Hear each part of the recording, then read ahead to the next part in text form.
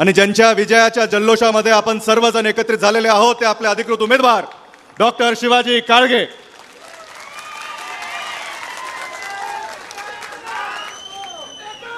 आजच्या आपल्या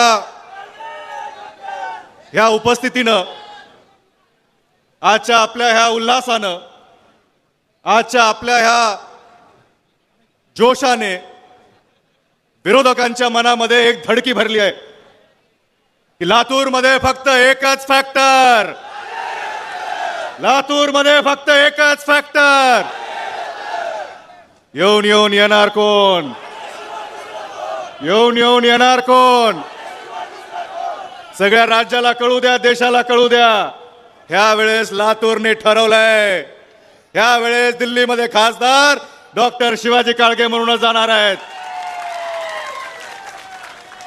डॉक्टर शिवाजी काळगेंची उमेदवारी आणि ही निवडणूक जी लोकशाहीची निवडणूक आहे, एक विचाराची निवडणूक आहे। जो विचार या देशाला स्वातंत्र्य मिळवून दिलेला, तो विचार, ज्या विचारानं या देशाला संविधान दिलं, संविधानानं लोकशाही दिली, ती लोकशाही टिकवणे आणि जगवण्यासाठी डॉक्टर शिवाजी काळगेंचा विजय फार महत्वाचा आहे। गेली 10 वर्ष आपल्या देशामध्ये जे सत्ताधारी आहेत त्यांचा कारभार जर आपण बघितला, त्यांच्याकडे बघून असंच वाटतं, राम नाम जपना पराया माल अपना, राम नाम जपना पराया माल अपना। त्याचं तात्पर्य मी सांगतो, रामाचं नाव घ्यायचं आणि प्रत्येक दुसऱ्या पक्षाचा आमदार आणि खासदार फोडून आपल्या पक्षात घ्यायचा, हाच कारभार चालू आहे। स्वतःच्या उमेदवारी लवकर जाहीर करता येत नाहीत, निवडणुकीमध्ये कोणते मुद्दे घेऊन जावं हे कळत नाही, 10 वर्ष आपल्या सरकारनं काय केलं लोकांसमोर मांडता येत नाही, फक्त दुसऱ्यांचे पक्ष फोडायचे, लोकांवर धाडी टाकायच्या, आपल्याकडे वळवायचं। पण लोक हे सगळं बघतायत, लोकशाहीमध्ये जनता मायबाप असते, जनता जे तुम्ही ठरवणार तेच घडणार, जो तुमचा विश्वास आहे, जो तुमचा निर्धार आहे, तीच काळ्या दगडावरची पांढरी रेष आहे।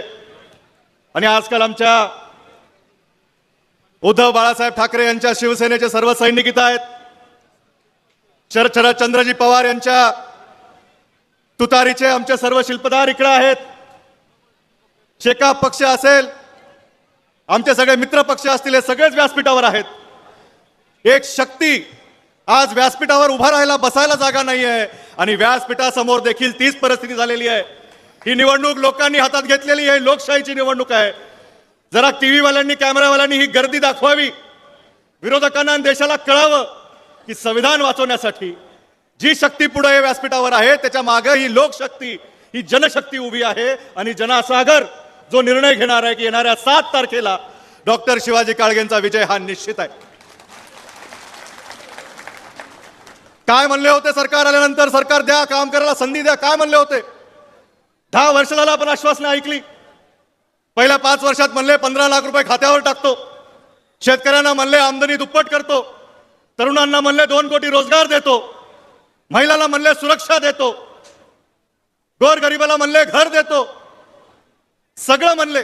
लोकांनी संधी पण दिली, हो लोकशाही आहे, सत्ता येते आणि जाते, पण सत्ता हातात आल्यानंतर आपण काय केलं हे लोक लक्षात ठेवतात, हे लोक विसरत नाहीत। सत्ता आल्यानंतर लोकांचा स्वप्न, लोकांची आशाचा निराशा करून तुम्ही टाकलं, लोकांचा भ्रमनिराश झाला। सत्ता आल्यानंतर फक्त आपल्या स्वप्नांना पूर्ण करण्यासाठी त्यांनी कारभार केला। पेट्रोल म्हणले होते 40 होईल, झालं का हो? पेट्रोल म्हणले होते 40 होईल, झालं का हो? रोटी 2 कोटी रोजगार देणार होते, दिले का हो? गरिबी मिटवणार होते, मिटवली का हो? शेतकऱ्याचं काय झालं? वाटोळं झालं। सांगितलं एक आणि करायचं दुसरं। ते म्हणतात ह्या निवडणुकीमध्ये आम्हाला मतदान द्या। काल ह्याच सभागृहामध्ये, ह्याच व्यासपीठावर त्यांच्या काही उमेदवारांनी त्यांची सभा देखील झाली आणि एक भविष्यवाणी झाली। काल त्यांच्या उमेदवाराच्या तोंडून जे निघालं जणू ईश्वरानेच पाठवलं।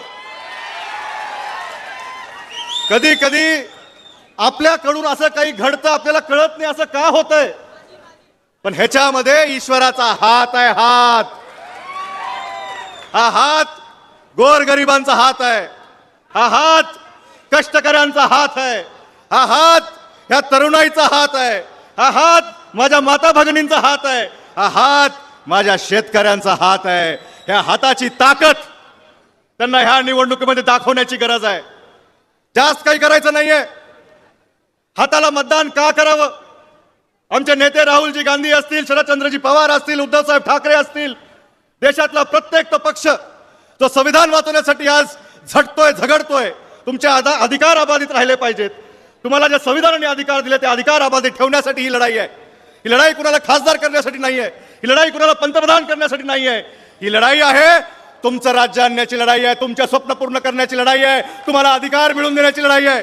हे लक्षात ठेवा. येत्या 7 तारखेला आपल्याला मतदान का करायचंय? शेतकऱ्याला जीएसटी मुक्त शेती हवी आहे का नाही? मग 7 तारखेला पंजासमोरचं बटन दाबा. बेरोजगाराला नोकरी हवी आहे का नाही? मग 7 तारखेला पंजासमोरचं बटन दाबा. मजुराला 400 रुपये मजुरी हवी आहे का नाही?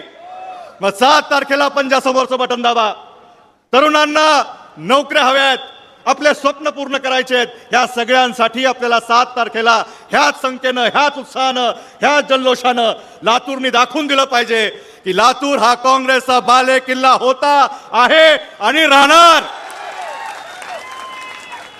लातूरचा हा आवाज दिल्लीमध्ये गाजला पाहिजे. लातूरमध्ये डॉक्टर शिवाजी काळगे दिल्लीमध्ये खासदार होऊन गेले पाहिजेत. जास्त काही करायचं नाहीये. येत्या 7 तारखेला जो कांग्रेस का हाथ आम आदमी के साथ, उसी हाथ से 7 तारीख को बटन दबाओ हाथ पे. आजच्या या कार्यक्रमामध्ये आपल्या सर्वच मान्यवर आणि ह्या उत्साहानं आपण सर्वजण इथे एकत्रित झालेला आहात त्याबद्दल आपले शतशत आभार व्यक्त करतो.